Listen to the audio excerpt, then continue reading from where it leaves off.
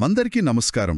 ఈరోజు మనం జలశక్తి మంత్రిత్వ శాఖ వారి కొత్త నివేదిక 2024-25 గురించి కొంచెం లోతుగా మాట్లాడుకుందాం. నమస్కారం. భారతదేశంలో నీటి వనరుల నిర్వహణ అంటే అసలు ఏం జరుగుతోంది, ఏంటి సవాళ్లు, వీటిపై ఈ నివేదిక ఒక మంచి అవగాహన ఇస్తుంది. అవునండి, ఇది చాలా వివరంగా ఉంది. మన జనాభా పెరుగుతోంది, పట్టణాలు పెరుగుతున్నాయి, నీళ్లు వాడే పద్ధతులు మారుతున్నాయి. వీటన్నిటి మధ్య నీటిని మేనేజ్ చేయడం ఎంత కష్టంగా మారిందో ఇది చెప్తోంది. కొన్ని ముఖ్యమైన పాయింట్స్ చూద్దామంటారా? తప్పకుండా. ముందుగా భూగర్భ జలాలు. నివేదిక చూస్తే ఏటా భూమిలోకి ఇంకే నీరు అంటే రీఛార్జ్ సుమారు 447 బిలియన్ క్యూబిక్ మీటర్లట. అవును, 447 BCM. కానీ మనం వాడుకోగలిగేది మాత్రం 406 BCM. అందులోనూ ఇప్పటికే 60% పైగా వాడేస్తున్నాం. నిజమే. అంటే తిరిగి నిండేదానికన్నా ఎక్కువ తోడేస్తున్నామన్నమాట. ఇది కొంచెం ఆలోచించాల్సిన విషయం. అవును, 60% అంటే చాలా ఎక్కువే. భవిష్యత్తులో వ్యవసాయానికి, తాగడానికి కూడా ఇబ్బంది అవ్వొచ్చేమో. ఖచ్చితంగా. అందుకే ఈ national aquifer mapping and management programme NAQM చాలా కీలకం. అంటే భూమి లోపల నీరు ఎక్కడుంది, ఎంత ఉంది అని మ్యాప్ చేయడమా? అంతే. ఇప్పటికే దాదాపు 25 లక్షల చదరపు కిలోమీటర్లు చేసేశారు కూడా. ఓ గ్రేట్. ఇప్పుడింకా కొత్త టెక్నాలజీ వాడుతున్నారు. హెలికాప్టర్లతో సర్వేలు, అలాగే డిజిటల్ వాటర్ లెవెల్ రికార్డర్లు పెట్టి నీటి మట్టాలు ఎప్పటికప్పుడు చూస్తున్నారు. దీనివల్ల పరిస్థితి ఇంకా క్లియర్గా తెలుస్తోంది. మరి నీళ్లు వాడకానికి పర్మిషన్లు, దానికోసం భూనీరు పోర్టల్ అని ఒకటి కొత్తగా వచ్చిందట కదా? అవును, పాత NOCAP పోర్టల్ బదులు ఇది. అంతా online, pan based ID, QR కోడ్తో NOCలు. అప్లికేషన్ స్టేటస్ ఎప్పటికప్పుడు SMS, ఈమెయిల్లో వస్తుంది.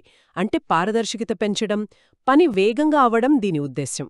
దీంతో పాటే అటల్ భూజల్ యోజన అని కూడా ఉంది కదా? ఉంది, అటల్ జల్. ఇది 7 రాష్ట్రాల్లో నీటి ఎద్దడి ఎక్కువగా ఉన్న గ్రామ పంచాయతీల్లో ప్రజల భాగస్వామ్యంతో భూగర్భ జలాల యాజమాన్యం మెరుగుపరచడానికి పనిచేస్తోంది. సరే, భూగర్భ జలాల మీద ఒత్తిడి తగ్గాలి అంటే పొలాలకు నీటిని సరిగ్గా వాడుకోవాలి. ఆ దిశగా ఏమైనా చర్యలున్నాయా? అంటే ప్రధానమంత్రి కృషి సించాయి యోజన, PMKSY లాంటివి? అవును, అక్కడికి వస్తున్నాను. PMKSYలో command area development and water management అంటే CADWM అని ఒక కాంపోనెంట్ ఉంది. దాని ముఖ్య ఉద్దేశమేంటి? సింపుల్గా చెప్పాలంటే ప్రాజెక్టు కట్టి నీళ్లు వదిలాక ఆ నీళ్లు చివరి పొలం దాకా వృధా కాకుండా చేర్చడం, కాలువలు బాగుచేయడం, ఫీల్డ్ ఛానల్స్ కట్టడం లాంటివి. ఓకే, అంటే ఇన్ఫ్రాస్ట్రక్చర్ డెవలప్మెంట్ అన్నమాట. ఇందులో సూక్ష్మ సేద్యం, మైక్రో ఇరిగేషన్కు ప్రాధాన్యత ఇస్తున్నారా? ఖచ్చితంగా. ప్రతి ప్రాజెక్టులో కనీసం 10% ఆయకట్టును మైక్రో ఇరిగేషన్ కిందకి తేవాలి అనేది ఒక టార్గెట్. అంటే డ్రిప్, స్ప్రింక్లర్లు వాడకం పెంచడం? అవును, దానికోసం సపరేట్గా సంపులు, పంపులు, పైప్లైన్లు కూడా ఏర్పాటు చేస్తున్నారు. నీటి వృధా తగ్గించి వాడకం సామర్థ్యం పెంచాలి. ఈ సూక్ష్మ సేద్యంలో ఇంకా టెక్నాలజీ పరంగా ఏమైనా కొత్తవున్నాయా? ఉన్నాయి. ముఖ్యంగా చెప్పాల్సింది సెంటర్ పివోట్స్. సెంటర్ పివట్స్ అవేంటి? ఇవి చాలా పెద్ద సిస్టమ్స్ అన్నమాట. పొలం మధ్యలో ఒక కేంద్రం చుట్టూ పెద్ద చక్రాల మీద పొడవాటి పైపు తిరుగుతూ ఉంటుంది. దానికి స్ప్రింక్లర్లు అమర్చి ఉంటాయి. ఓ. ఇవి నెమ్మదిగా తిరుగుతూ 100 ఎకరాలకు ఒకేసారి నీళ్లు చల్లుతాయి. తక్కువ నీటితో, తక్కువ మనుషులతో ఎక్కువ విస్తీర్ణానికి నీరందించగలవు. మన దేశంలో పెద్ద కమతాలున్న చోట ఇవి నిజంగా ఒక గేమ్ చేంజర్ అయ్యే అవకాశముంది. నీటి సామర్థ్యాన్ని పెంచడంలో వీటి పాత్ర కీలకం. ఇంట్రెస్టింగ్. అంటే నీటిపారుదలలో ఇదొక పెద్ద ముందడుగన్నమాట. అవును. సరే, ఇక నదుల విషయానికొస్తే నమామి గంగే, గంగా ప్రక్షాళన కార్యక్రమం, దీని గురించి కూడా నివేదికలో ఉండుంటుంది కదా? ఉంది. నమామి గంగే కేవలం మురుగునీటి శుద్ధి ప్లాంట్లు కట్టడం మాత్రమే కాదు, అది చాలా పెద్ద ప్రోగ్రాం. అంటే ఇంకా ఏమేం చేస్తారు? పరిశ్రమల నుంచి వచ్చే కాలుష్యం ఆపటం, నదిలో జీవులకు అవసరమైన కనీస నీటి ప్రవాహం ఉండేలా చూడటం, ఎకలాజికల్ ఫ్లో అంటారు. జీవవైవిధ్యాన్ని కాపాడటం, ఒడ్డున మొక్కలు పెంచటం, ప్రజలను భాగస్వాములని చేయటం, ఇలా చాలా ఉన్నాయి. ఓకే. ఇందులో అర్త్ గంగా అనే కాన్సెప్ట్ కూడా చాలా ముఖ్యం. అర్త్ గంగా అంటే గంగా ఆధారంగా ఆర్థిక కార్యకలాపాలు పెంచడమన్నమాట. నది పర్యాటకం, సేంద్రియ వ్యవసాయం, స్థానిక వస్తువుల అమ్మకం లాంటివి. దీనివల్ల ప్రజలకు నదితో ఒక ఎమోషనల్ ఇంకా ఎకనామిక్ కనెక్షన్ ఏర్పడుతుంది. అది నదిని కాపాడుకోవడానికి కూడా ఉపయోగపడుతుంది కదా. నిజమే, చాలా బావుంది ఆలోచన.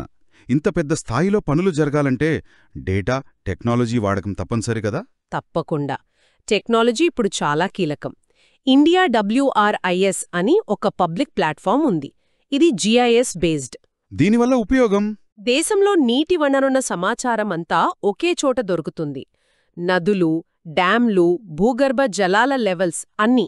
అలాగే నేషనల్ హైడ్రాలజీ ప్రాజెక్ట్ NHP ద్వారా దేశవ్యాప్తంగా డేటా కలెక్షన్ సిస్టమ్ను బాగా ఇంప్రూవ్ చేశారు. ఉదాహరణకు సెంట్రల్ వాటర్ కమిషన్ CWC ఇప్పుడు వరదలొచ్చే అవకాశం ఉంటే 7 రోజుల ముందే హెచ్చరికలు ఇవ్వగలుగుతోంది.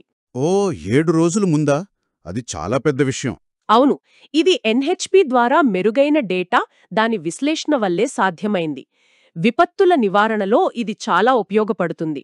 మొత్తం మీద చూస్తే నీటి సమస్య పరిష్కారానికి టెక్నాలజీ, మంచి ప్లానింగ్, ప్రజల భాగస్వామ్యం ఇలా అనేక విధాలుగా ప్రయత్నాలు జరుగుతున్నాయననిపిస్తోంది. నిజమే, పురోగతి అయితే ఉంది, కానీ సవాళ్లు కూడా తీవ్రంగానే ఉన్నాయి.